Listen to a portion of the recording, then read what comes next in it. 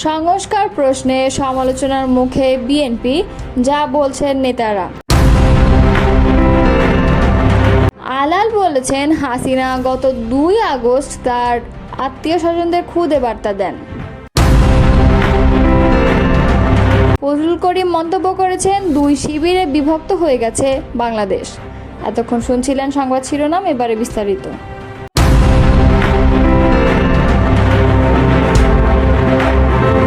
আগামী জাতীয় নির্বাচন ঘিরে বাংলাদেশের রাজনীতিতে নানা সমীকরণ ও হিসাব নিকাশ চলছে। এর মধ্যে সবচেয়ে বেশি আলোচনায় সংস্কার ইস্যুটি। ঠিক কতখানি সংস্কার অন্তর্বর্তী সরকার করতে চায়, রাজনৈতিক দলগুলো নির্বাচনের জন্য সরকারকে কতটা সময় দিতে ইচ্ছুক, এসবই এখন মূল আলোচনা হয়ে উঠেছে। তবে দেশের অন্যতম প্রধান রাজনৈতিক দল বিএনপিকে সংস্কার বিরোধী আখ্যা দেওয়া দলটিকে দেখছে একটি মহলের পরিকল্পিত অপপ্রচার হিসেবে। সংস্কারের বিষয়ে বিএনপি অঙ্গীকারবদ্ধ, কিন্তু একটি মহল, একটি চক্র অত্যন্ত পরিকল্পিতভাবে বিএনপিকে সংস্কার বিরোধী বলে প্রচার করার অপচেষ্টা চালাচ্ছে, বলেছিলেন বিএনপি মহাসচিব মির্জা ফখরুল ইসলাম আলমগীর। গুলশান কার্যালয়ে রোববার এক সংবাদ সম্মেলনে তিনি আরও বলেন, একটা গোষ্ঠী বিএনপিকে হেয় করতে ও ভুলভাবে চিত্রায়িত করার প্রচেষ্টা চালাচ্ছে। কয়েকজন ব্যক্তি বা গোষ্ঠী মিথ্যা প্রচারণা সমানে করে যাবেন আর মনে করেছেন জনগণ সাড়া দিচ্ছে, জনগণ তাতে সাড়া দিচ্ছে না। তবে ওই ব্যক্তিরা কার কিংবা কোন গোষ্ঠী বিএনপির বিরুদ্ধে এমন অপপ্রচার চালাচ্ছে তিনি সেটি প্রকাশ করেননি। যদিও দলটির পক্ষ থেকে বক্তব্যটি এমন সময়ে এলো যখন সংস্কার প্রশ্নে জাতীয় ঐকমত্য কমিশনে চূড়ান্ত আলোচনার পর্যায়ে আছে। ঐকমত্য কমিশনেরই এক সভার পর গত 30 জুন নবগঠিত রাজনৈতিক দল এনসিপির সদস্য সচিব আক্তার হোসেন অভিযোগ করেছিলেন, মৌলিক সংস্কারের জায়গা বিএনপি ও তাদের সমমনা কয়েকটি দলের কারণে আটকে আছে। জামায়াতে ইসলামের সাবেক নেতা ও সমর্থকদের সমন্বয়ে গড়া এবি পার্টির একজন নেতা বিএনপির নাম উল্লেখ করে বলেছিলেন, বেশিরভাগ দলের একটা পরিবর্তনের আকাঙ্ক্ষা থাকলেও কোনো একটি জায়গায় দিয়ে সেটি ঠেকে যাচ্ছে। এ বিষয়ে রাজনৈতিক বিশ্লেষক মহিউদ্দিন আহমেদ বলেছেন, জনভিত্তি তো ধরে রাখার কৌশল হিসেবে বিএনপি সংস্কার চায় বললেও অনেকগুলো বিষয় নির্বাচিত সরকার করবে বলে তারা বলছে। তবে সেগুলো পরে আর হবে কি না তা নিয়ে অন্যদের মধ্যে উদ্বেগ আছে। রাজনৈতিক বিশ্লেষক অধ্যাপক মাহবুব উল্লাহ মনে করছেন, সামনের নির্বাচনে বিএনপি ভালো করবে মনে করে অনেকে সম্মিলিতভাবে এই বিষয়টিকে ঘিরে অপপ্রচার চালাচ্ছে, যেন দলটিকে নির্বাচনে বিপাকে ফেলা যায়। সেই জন্যই হয়তো বিএনপি উদ্বিগ্ন হয়ে নিজের অবস্থান পরিষ্কার করেছে। সংস্কার নিয়ে কি বলছে বিএনপি? রোববার সংবাদ সম্মেলনের শুরুতেই বিএনপি মহাসচিব বলেন, অনেকে সংস্কার সম্পর্কে বিএনপিকে নিয়ে কথা বলেছেন যেগুলো সঠিক নয় এবং সংস্কারের প্রতি বিএনপির অঙ্গীকার নিয়ে প্রশ্ন তোলার সুযোগ নেই। বিএনপির পক্ষ থেকে 2016 সালে দেওয়া ভিশন 30 এবং 22 সালে দেওয়া 27 দফা এবং 23 সালে দেওয়া 31 দফার প্রসঙ্গ উল্লেখ করে তিনি অভিযোগ করেন, একটি মহল ও চক্র বিএনপিকে সংস্কার বিরোধী বলে অপপ্রচার চালাচ্ছে। বিএনপি পরীক্ষিত উদারপন্থী গণতান্ত্রিক রাজনৈতিক দল এবং দলটির উদ্দেশ্য নিয়ে প্রশ্ন থাকতে পারে না। মির্জা ফখরুল বলেন, একটি গোষ্ঠী বিএনপিকে নিয়ে ভুলভাবে চিত্রায়িত করার প্রচেষ্টা চালাচ্ছে। কয়েকজন ব্যক্তি বা গোষ্ঠী মিথ্যা প্রচারণা সমানে করে যাবেন আর মনে করছেন জনগণ সাড়া দিচ্ছে, জনগণ আসলে সাড়া দিচ্ছে না।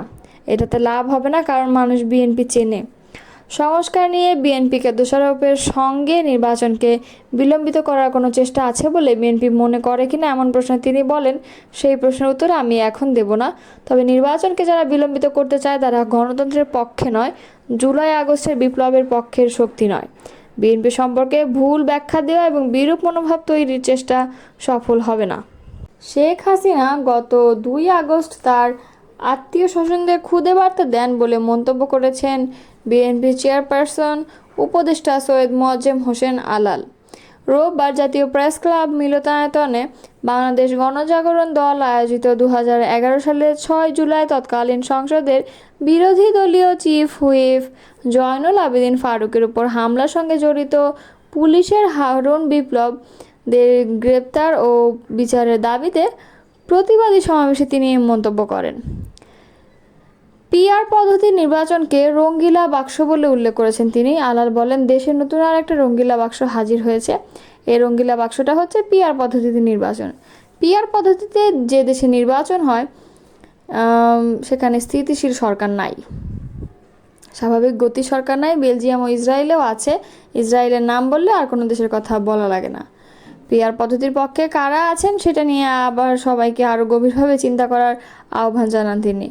আলাল বলেন, পিআর পদ্ধতি নির্বাচনের আরও অনেক ব্যাখ্যা রয়েছে, তবে একটা জিনিস সবাইকে পরিষ্কারভাবে বুঝতে হবে, একটি পুরাতন বিল্ডিং ভেঙে ফেলতে হলে তার আগে ওই জায়গায় কী করবেন সেটার পরিকল্পনা করতে হবে।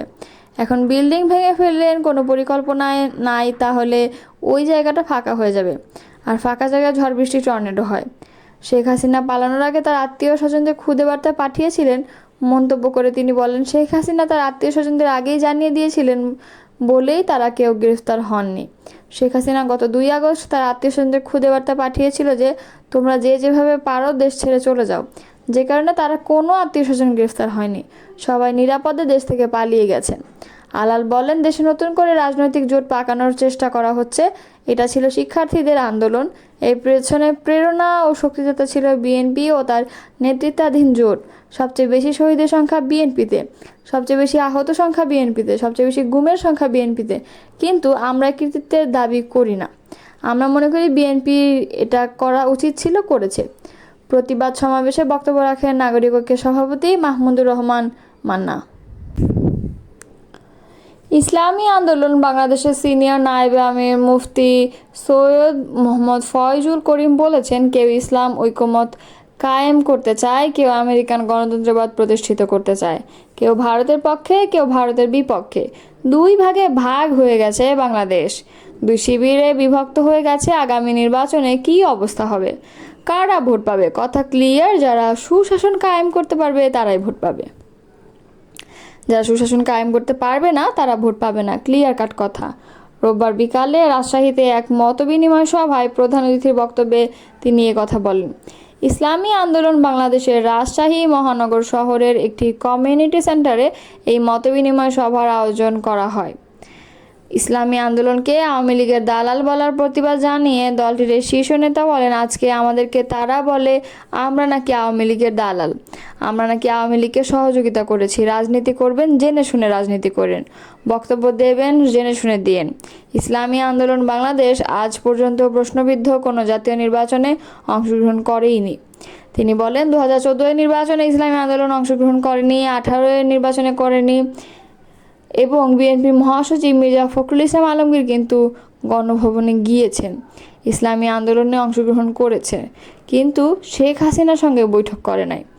2024 নির্বাচনে ইসলামী আন্দোলনের বাংলাদেশ অংশগ্রহণ করেনি, বরং 18 নির্বাচন যেটা সবাই প্রত্যাখ্যান করেছে, বিএনপি সেই অবৈধ সংসদে গিয়েছে। তারা আওয়ামী লীগের দালাল নাকি আমরা দালাল? দেশের রাজনীতির 2টি রেখা স্পষ্ট জানিয়ে ফয়জুল করিম বলেন, 92% মুসলমানের দেশ বাংলাদেশ। যদি আপনি মনে করেন সংখ্যাগরিষ্ঠ ভোটের মাধ্যমে সরকার নির্বাচিত হয়, তাহলে এদেশে তো মুসলমানের সরকার নির্বাচিত হওয়া উচিত ছিল, অন্য কোনো সরকারের নির্বাচিত হওয়াটা অলীক ছিল, কিন্তু এখানে উল্টো হয়ে গেছে। এখন যে রাজনীতি চলছে তা হলো একটি ইসলামপন্থীদের রাজনীতি আর ইসলামের বিপরীত রাজনীতি, 2টা রেখা সৃষ্টি হয়ে গেছে অলরেডি। আগামী দেশ হবে ইসলামের উল্লেখ করে তিনি বলেন, আগামী দেশ হবে ইসলামের ক্ষমতায় যাবে ইনশাআল্লাহ। কোনো চোর বাটপার গুন্ডা চাঁদাবাজ মাস্তান এবং খুনিদেরকে এ দেশের মানুষ আর ক্ষমতায় নেবে না, যেখানে জুলুম থাকবে না, অত্যাচার থাকবে না, মানুষ গুম হবে না, খুন হবে না, মা বোনেরা রাস্তায় নামবে না, ইজ্জতহানি হবে না।